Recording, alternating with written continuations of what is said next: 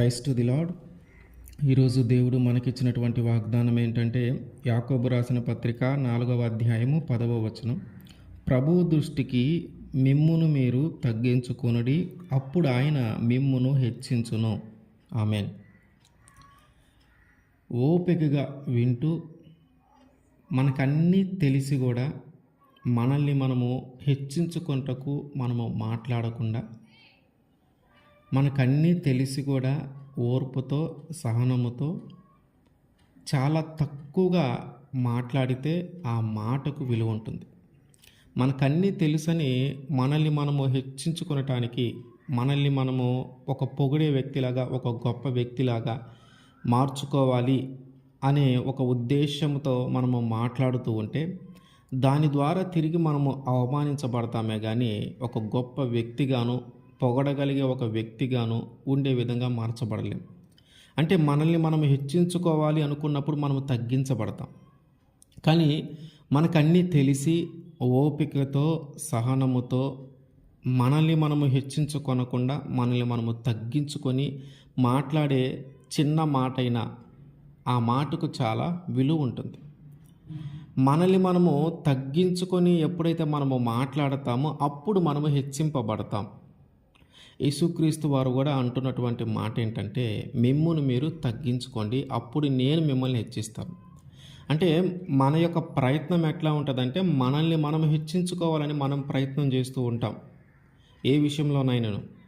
కానీ మనము చేయవలసిన ప్రయత్నం ఏంటంటే, దేవుడు మనల్ని హెచ్చించేలాగా మనం చేయాలి. మనల్ని మనం హెచ్చించుకోవటం కాదు, దేవుడే మనల్ని హెచ్చించాలి. అప్పుడు దేవుడే మనల్ని హెచ్చించాలంటే మనం చేయాల్సింది ఏంటంటే, ముందు మనల్ని మనము తగ్గించుకోవాలి. మోషే గారు ఇశ్రాయేలు ప్రజల్ని నడిపిస్తున్నటువంటి క్రమంలో ఆయన మీద వ్యతిరేకముగా ఒక ముగ్గురు వ్యక్తులు ఆయన మీద వ్యతిరేకంగా ఉండి మాట్లాడుతూ ఉన్నారు. ఏమనంటే, మీరు ఎవరు, మా మీద పెత్తనం చేస్తూ ఉన్నారు, మా మీద అధికారం చేస్తూ ఉన్నారు, మీరు ఏది చెప్తే అది మేము చేయాలి అని అంటూ ఉన్నారు. అసలు మీరు ఎవరు, మీరు ఎలాంటి వారో మేము కూడా అలాంటి వారమే, మీరు పరిశుద్ధులా మేము కూడా పరిశుద్ధులమే, మీరు యాజకులా మేము కూడా యాజకులమే, మీరు ఏం చేయగలుగుతారో అది కూడా మేము చేయగలం, మీతో పాటు మేము సమానమే, మీతో పాటు అన్ని విషయాలను మేము పాల్గొనగలం, కాబట్టి మేము మీతో పాటు సమానము, కాబట్టి మీరు ఇంక మాకు చెప్పేదేంటి, మీరు మా మీద పెత్తనము చేసేదేంటి, మీరు మా మీద అధికారము చేసేదని ఏంటి, కనుక మేము ఇక మీ మాట వినము.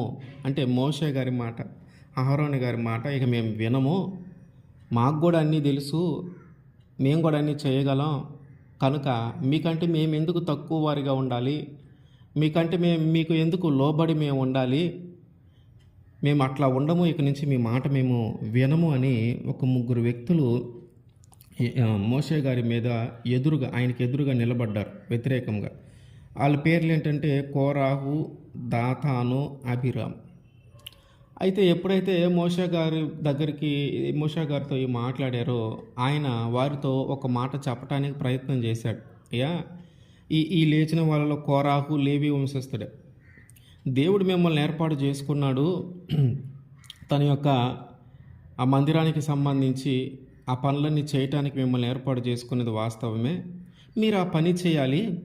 ఇప్పుడు లేవీలుగా ఉన్నటువంటి మీరు వచ్చి అన్నీ నేను చేస్తాను, అన్నిట్లో నేను ఉంటాను, అన్నీ నాకు మీకంటే నేను ఎందులో తక్కువ కాదు, మీకంటే నేను మంచిగా చేయగలను, మీతో పాటు అన్నీ చేయగలను, నేను మీకంటే ఎందులో తక్కువ కాదు, నేను కూడా గొప్పవాడినే, నేను కూడా పరిశుద్ధుడినే, అందరితో మీ అంటే మోషే గారితోనూ అహరోను గారితో మీరు ఎందులో ఎక్కువ, నేను ఎందులో తక్కువ అని మాట్లాడుతూ ఉన్నావు, ఇది మంచిది కాదయ్యా, మీకు ఒక బాధ్యత అప్పగించాడు దేవుడు, అది నెరవేర్చండి అని. కానీ కోరాహు అంటా ఉన్నాడు, మేము అవన్నీ కాదు, మేము కూడా మీతో పాటు సమానమే, మేము ఎందులోనూ తక్కువ కాదు, మేము కూడా మీతో పాటు సమానమే అని వారిని వారు హెచ్చించుకుంటూ ఉన్నారు. వాస్తవంగా దేవుడు మోషే గారిని ఎన్నుకున్నాడు. ఆయన ఇజ్రాయేలు ప్రజలందరికీ ఆయనే నాయకుడిగా ఉండి ఆయనే ప్రధానమైన వ్యక్తిగా యేసుక్రీస్తు వారు ఆయన్ని ఏర్పాటు చేశారు. దేవుడు ఆయన్ని ఏర్పాటు చేసుకున్నాడు. మిగతా వాళ్ళు ఎవరిని కూడా ఆయన స్థానంలో ఉంచి అంత గొప్ప వ్యక్తిగా మార్చాల, అంత గొప్ప వ్యక్తిగా ఎన్నుకోల, ఆ స్థానం ఇంకెవరికి కల్పించల. కానీ ఇక్కడున్న వారు మాట్లాడుతున్న మాట ఏంటంటే మోషే గారితో మేము కూడా సమానమే అని మాట్లాడుతూ ఉన్నారు. మోషే గారు చెప్పి చూశాడు, వినలా. అయితే సరే, రేపు దేవుడు నిర్ణయిస్తాడు ఎవరు పరిశుద్ధులు ఎవరు పరిశుద్ధులు కాదు, ఎవరు ఏ పని చేయాలి, లేదా మీరు మాతో పాటు సమానమని అంటూ ఉన్నారు కదా, అదంతా దేవుడు రేపు నిర్ణయిస్తాడు అని చెప్పి మాట్లాడుతూ ఉన్నాడు మోషే గారు. అయితే వీళ్ళు ఏం చేశారంటే ఒక 250 మందిని, సమాజంలో ప్రధానులుగా ఉన్నటువంటి వ్యక్తులను ఒక 250 మందిని ఏర్పాటు చేసుకున్నారు వీళ్ళ తరపున మాట్లాడటానికి.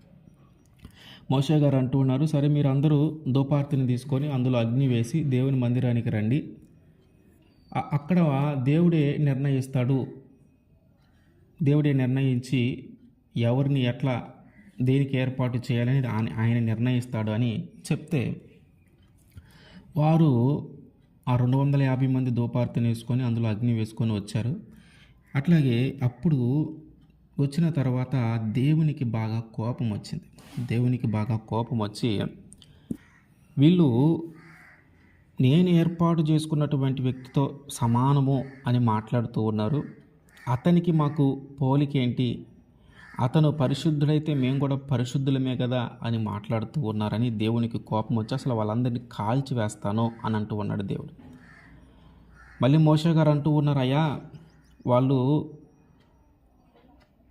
వాళ్ళు తెలియక మాట్లాడుతూ ఉన్నారులే అని. కాదు, అసలు మీరు అందరూ పక్కకు వెళ్ళండి, అలా ఇంటికి వెళ్ళిన తర్వాత మీరందరూ ఎవరి ఇళ్ళకు వారు వెళ్ళిపోండి, ఈ ముగ్గురు ఎవరైతే ఉన్నారో వారికి సంబంధించిన వారి గుమ్మాల దగ్గర ఉండిపోయారు. ఈ కోరాహు, దాతాను, అభిరాము వీళ్ళందరూ కూడా వారి యొక్క గుమ్మముల దగ్గర వారు ఉన్నప్పుడు ఒక్కసారిగా భూమి నోరు తెరచి, అంటే భూమి నెరవిడిచి వాళ్ళు ముగ్గురు యొక్క వంశము మొత్తము, అంటే వాళ్ళ తల్లి, తండ్రి, పిల్లలు, మనవళ్ళు, మనవరాలు, వాళ్ళకి సంబంధించిన వంశము మొత్తం ఒక్కసారిగా బ్రతికి ఉండగానే ఆ భూమి మధ్యలోకి, అంటే భూమి లోపలికి వెళ్ళిపోయారు. ఒక భూకంపంలాగా వచ్చేసి భూమి నెరవిడిచి ఆ నెరలో వాళ్ళందరూ పడిపోయారు. అది చూసి మిగతా వాళ్ళందరూ కూడా భయపడి మేము కూడా అందులో పడిపోతామేమో అన్న ఉద్దేశంతో మిగతా వాళ్ళందరూ కూడా పారిపోతూ ఉన్నారు. అంటే వీళ్ళు చేసిన పని ఏంటంటే ఇప్పటిదాకా మోషే గారి కింద ఉన్నారు. అంటే మోషే గారు ఏదైనా చెప్తే చేయటము, ఆయన అనుసరించి నడవటము చేశారు. కానీ ఇప్పుడు వీళ్ళు ముగ్గురు ఏం చేశారంటే తమను తాము హెచ్చించుకోవాలి, తాము కూడా గొప్పవారిలాగా ఉండాలి, తమని కూడా అందరూ గుర్తించాలి, తమను కూడా అందరూ పొగడాలి, అందరూ కూడా మా మాట కూడా అందరూ వినాలి. ఇట్లాంటి ఆలోచన వారిలో కలిగి తమను తాము హెచ్చించుకోవాలని ప్రయత్నం చేశారు. కానీ మోషే గారికి వాళ్ళకి ఉన్న తేడా ఏంటంటే మోషే గారిని దేవుడు హెచ్చించాడు, వీళ్ళేమో తమని తామే హెచ్చించుకోవాలని ప్రయత్నం చేస్తూ ఉన్నారు. దేవుడు అంటున్న మాట ఏంటి, మిమ్ముని మీరు తగ్గించుకోండి, అప్పుడు నేను మిమ్మల్ని హెచ్చిస్తాను. మోషే గారిని దేవుడు ఎన్నుకున్నప్పుడు తనను తాను తగ్గించుకున్నాడు. దేవుడు నన్ను ఎన్నుకున్నాడులే అని చెప్పి ఇంకంతా నాదే, నేనే అధికారం చేస్తాను, నేనే అన్నీ చేస్తాను అన్న ఉద్దేశంతో ఆయనే మాట్లాడాలి. అయ్యా నేను అల్పుడని, అయ్యా నాకు మాట్లాడటం సరిగా రాదు అని తాను తగ్గించుకొని మాట్లాడుతూ ఉన్నాడు. కానీ దేవుడు ఆయన్ని ఎన్నుకున్నాడు, దేవుడు ఆయన్ని హెచ్చించాడు. కానీ వీళ్ళ ముగ్గురు ఏం చేస్తూ ఉన్నారంటే ఆయనతో పాటు మేము కూడా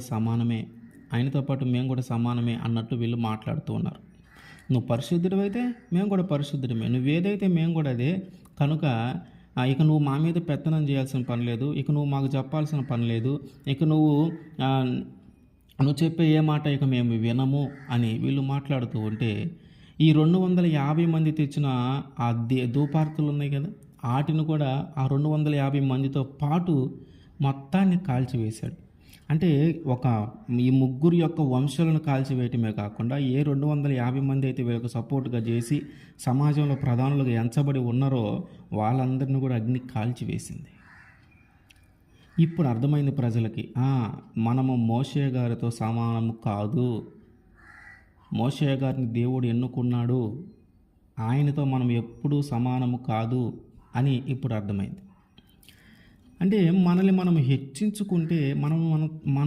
హెచ్చించుకుంటే దానిని బట్టి మనము తగ్గించబడతామే కానీ మనము హెచ్చింపబడం. మనము ఒక గొప్ప స్థానంలో ఉండాలన్నా, ఒక అధికారం కలిగి ఉండాలన్నా, ఒక ప్రధానమైన వ్యక్తిగా ఉండాలన్నా, ఒక ఉన్నతమైన స్థానంలో ఉండాలన్నా, ఇదంతా కూడా ఎప్పుడు జరుగుతుందంటే ముందు మనల్ని మనము తగ్గించుకుంటే అప్పుడు జరుగుతుంది. మనల్ని మనం ఎప్పుడైతే తగ్గించుకుంటామో మనల్ని మనము తగ్గించుకుంటే దేవుడు చూచి అప్పుడు ఆయన హెచ్చిస్తాడు మనల్ని. ఒకసారి పరిసయ్యుడు, సుంకరి ఇద్దరు కూడా ప్రార్థనా మందిరానికి వెళ్ళారు ప్రార్థన చేయటానికి. ఈ పరిసయ్యుడేమో చాలా నీతిగా, నిజాయితీగా జీవించేటటువంటి వ్యక్తి, అన్యాయం చేసే వ్యక్తి కాదు, వ్యభిచారం చేసేటటువంటి వ్యక్తి కాదు, దొంగతనాలు చేసేటటువంటి వ్యక్తి కాదు, వారానికి 2 సార్లు ఉపవాసం ఉండేటటువంటి వ్యక్తి, దశమ భాగం ఇచ్చేటటువంటి వ్యక్తి, అంటే దేవుని విషయంలో చాలా నిష్టగా జీవించేటటువంటి వ్యక్తే. అయితే ప్రార్థనా మందిరానికి వెళ్ళినప్పుడు పరిసయ్యుడు మాట్లాడుతున్న మాట ఏంటంటే, మనం ఒకసారి చూస్తే లూకాసు వార్త 18వ అధ్యాయము 10 నుంచి, ప్రార్థన చేయుటకై 2 మనుష్యులు దేవాలయమునకు వెళ్ళిరి, వారిలో ఒకడు పరిసయ్యుడు, ఒకడు సుంకరి. పరిసయ్యుడు నిలువబడి, దేవా, నేను చోరులను, అన్యాయస్తులను, వ్యభిచారులనైన ఇతర మనుష్యుల వలెనైనను ఈ సుంకరి వలనైనను ఉండనందుకు నీకు కృతజ్ఞతాస్తుతులు చెల్లించుచున్నాను. పరిసయ్యుడు చేస్తున్న ప్రార్థన ఏంటంటే, అయ్యా, నేను అన్యాయం చేయలేదు, వ్యభిచారం చేయలేదు, దొంగతనాలు చేయలేదు, ఇదిగో ఇతర మనుషుల వల్ల నేను లేను, అట్లా ఉంచినందుకు నీకు కృతజ్ఞతాస్తుతులు. అట్లాగే ఇదిగో నా పక్కనున్నడే ప్రార్థన చేయడానికి వచ్చాడు సుంకరి, వీళ్ళలాగా ఉండకుండా కూడా నన్ను గొప్పగా ఉంచావు, అందుని బట్టి మీకు కృతజ్ఞతాస్తుతులు చెల్లించుకుంటున్నాను. అయితే వారమునకు 2 మార్లు ఉపవాసము చేయుచు నా సంపాదన అంతట్లో 10వ వంతు చెల్లించుచున్నానని తనలో తాను ప్రార్థించుచూ ఉండెను.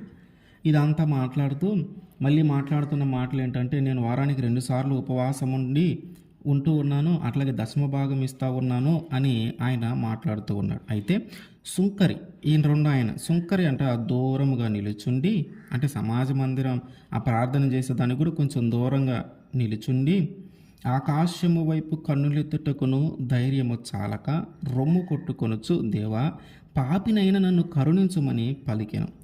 అతని కంటే ఇతడు నీతిమంతుడుగా తీర్చబడి తన ఇంటికి వెళ్ళనని మీతో చెప్పుచున్నాను. తన్ను తాను హెచ్చించుకున్నవాడు తగ్గింపబడుననియు, తాను తగ్గించుకున్నవాడు హెచ్చింపబడుననియు చెప్పాను.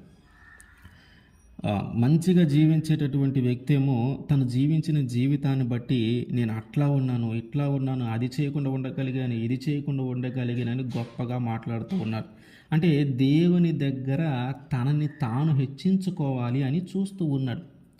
ఎందుకంటే నేను నీతిగా ఉన్నాను, వ్యభిచారం చేయలా, దొంగతనం చేయలా, అబద్ధాలల్లా, అన్యాయం చేయలా, ఉపవాసం ఉన్నా, దశమ భాగం ఇస్తూ ఉన్నానని తనని తాను హెచ్చించుకోవటానికి దేవుడు దాన్ని గుర్తించాలి. ఇప్పుడు ప్రార్థన చేస్తున్నటువంటి వ్యక్తి ఒక గొప్ప వ్యక్తి, ఇతను నా మార్గంలో నడుస్తున్నటువంటి వ్యక్తి, ఇతను చాలా నీతిగా బ్రతికినటువంటి వ్యక్తి అని దేవుడు తనని హెచ్చించాలని తన గురించి దేవునికి తెలియజేస్తూ ఉన్నాడు.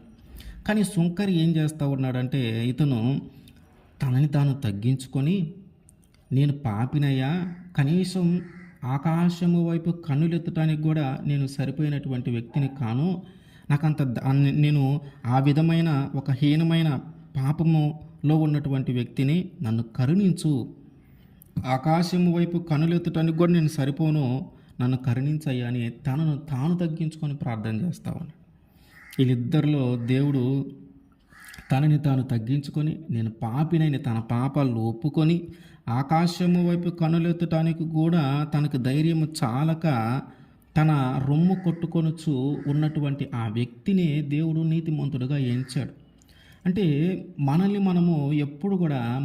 మనము హెచ్చించుకోవాలని మనం ప్రయత్నం చేయకుండా, నువ్వు దేవుని విషయంలో ఎంత నీతిగా అయినా బ్రతుకు, దేవుని విషయంలో ఎంత గొప్పగా అయినా బ్రతుకు, దేవునికి ప్రార్థన చేసేటప్పుడు మాత్రం ముందు మనల్ని మనము తగ్గించుకోవాలి. దేవుడు మనల్ని హెచ్చించాలంటే, దేవుడు మనల్ని ఒక ఉన్నతమైన స్థానం కల్పించాలంటే, దేవుడు మనల్ని ఒక అధికారిగాను, ఒక ఉన్నతమైన స్థానము కలిగినటువంటి వ్యక్తిగాను మనల్ని ఉంచాలంటే ముందు మనల్ని మనం తగ్గించుకోవాలి. నువ్వు నీతిగా బ్రతికినా, యథార్థవంతంగా బ్రతికినా, నువ్వు తప్పు చేయకుండా బ్రతికినా, నువ్వు ఏ పాపము చేయకుండా బ్రతికినా కూడా మనము ఇంకా మనల్ని మనము తగ్గించుకొని దేవుని దగ్గర మనం నిలవాలి. మనం ఎప్పుడైతే తగ్గించుకుంటామో అప్పుడు దేవుడు మనల్ని హెచ్చిస్తాడు. ఇవన్నీ జరిగిన తర్వాత ఆయన అంటున్న మాట ఏంటంటే, తనను తాను హెచ్చించుకున్నవాడు తగ్గించబడును, తనను తాను తగ్గించుకున్నవాడు హెచ్చింపబడు. కనుక మనం హెచ్చింపబడాలంటే, దేవుడు ఒక ఉన్నతమైన స్థానంలో మనల్ని ఉంచాలంటే, దేవుడు మనకి ఒక గొప్ప భాగ్యాన్ని ఇవ్వాలంటే, ముందు మనల్ని మనం హెచ్చించుకొనకుండా మనల్ని మనము తగ్గించుకోవాలి. మనల్ని మనము తగ్గించుకొని ఎప్పుడైతే మనము దేవుని దగ్గర బ్రతకటం ప్రారంభిస్తామో అప్పుడు ఆయన మనల్ని హెచ్చిస్తాడు.